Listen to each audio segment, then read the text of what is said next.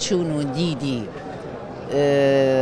کادر و ئەندامانی یەکێتی نیشتیمانی کوردستان و بە شێوازێکی سەردەمیانەیە کە تۆ چین و توێژەکانی تری هەموو تێکەڵ بکەی ڕای ئەوان ئەبێتە ڕاو دید و بۆچوونی ئەوان ئەبێتە ڕاو دید و بۆچوونی یەکێتی نیشتیمانی کوردستان.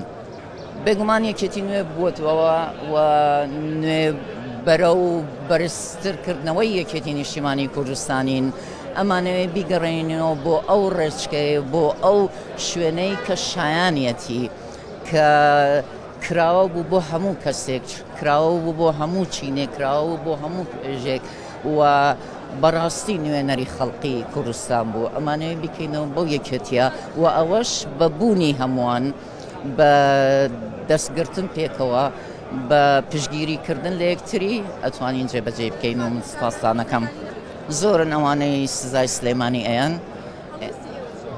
هەڵوێستی ئێمە ئەوەیە گوێ لە هەموو جەماوەر و خەڵقی سلێمانی بگرین، بزانین چۆن ئەیانەوێ ئەم کێشەیە چارەسەر بکەن، چونکە ئەم کێشەیە تەنیا یەکێتی نیشتیمانی کوردستانی نەگرتوێتەوە بەڵکو ئازاری بە کولی تاکێکی ئەم شارەگەیاندۆ. من سپاسدانەکەم. من هیوادارم مەبەست لەم دیدارە ئاشکردنەوەی ئەوانەیە بۆ بەشداری پێکردنیانە لەم دیدارە بۆ دەربڕینی ڕاو بۆ چوون و پێشنیار و بەرنامە